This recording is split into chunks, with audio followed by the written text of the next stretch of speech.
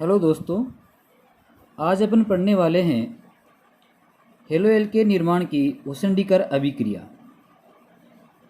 तो सबसे पहले इसकी परिभाषा देखेंगे और उसके बाद में जो रासायनिक समीकरण है उसके बारे में।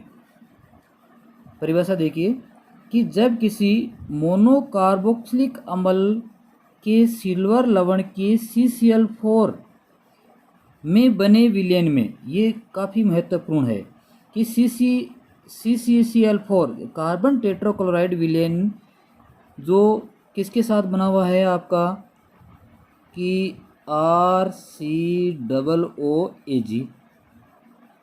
मोनोकार्बोक्सिलिक अम्ल का सिल्वर लवण है। इस सिल्वर लवण में ब्रोमीन डाली जाती है तो एल्किल ब्रोमाइड प्राप्त होती है। क्या प्राप्त होती है? Alkyl bromide. अभिक्रिया सामान्य ताप दाब पर होती है। इस अभिक्रिया को हुसैनडीकर अभिक्रिया कहा जाता है। क्या कहेंगे इसे?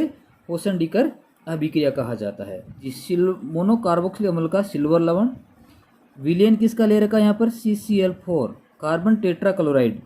क्या प्रभावित कर रहे हैं? Br2 bromine.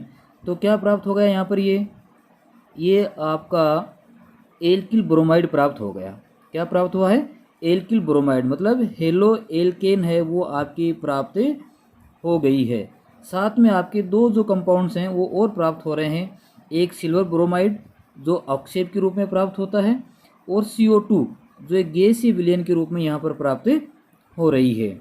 यहाँ जो RBr प्राप्त हो रही थी, ये क्या प्राप्त हो रही है? RBr जो सिल्वर ब्रोमाइड प्राप्त हो रही है। इसकी बनाने की सर्वश्रेष्ठ विधि है, सर्वोत्तम विधि है। कौन सी विधि है? हुसैनडीकर विधि सबसे श्रेष्ठ विधि है। क्यों है? क्योंकि इस विधि में जो RBr है आपको कितना प्रतिशत प्राप्त हो जाता है? 60 से 90% प्राप्त हो जाती है। वैज्ञानिक क्रिस्टोल ने क्या बताया कि HGO मर्क्यूरिक ऑक्साइड की उपस्थिति में RBr प्राप्त करने की जो दर है वो और अधिक बढ़ जाती है। ठीक है। अब देखो, ये जो आपकी रिएक्शन है हुसैनडीकर अभिक्रिया जो अपन कर रहे हैं, इसमें दूसरे जो कंपाउंड्स हैं उनको भी प्राप्त किया जा सकता है। दूसरे कंपाउंड के रूप में जैसे आपका जो RCl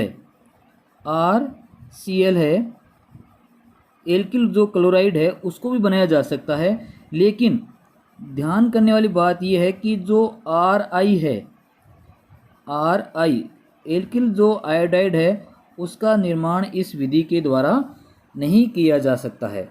तो सामान्यतः अपन कह सकते हैं कि ये जो विधि है वो एल्किल ब्रोमाइड को प्राप्त करने के लिए काम में ली जाती है। एल्किल क्लोराइड है, ये भी बहुत कम मात्रा में प्राप्त हो जाती है, कम मात्रा में प्राप्त होती है। ठीक है।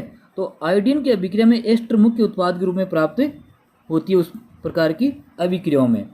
अब यहाँ पर एक चीज़ और है, वो ये आपको याद रखनी है कि जो एल्किल हैलाइड की लब्धि का जो क्रम होगा, एल्किल हैलाइडों को प्राप्त करने की लब्धि का जो क्रम होगा, उसमें सबसे पहले आपका आएगा प्राथमिक, उसके बाद में आएगा आपका द्वितीयक, और सबसे बाद में कौन सा आएगा? आपका तृतीयक आएगा। ठीक है। तो ये थी आपकी हुसैनडीकर अभिक्रिया जिसको आपको याद रखना है। धन्यवाद।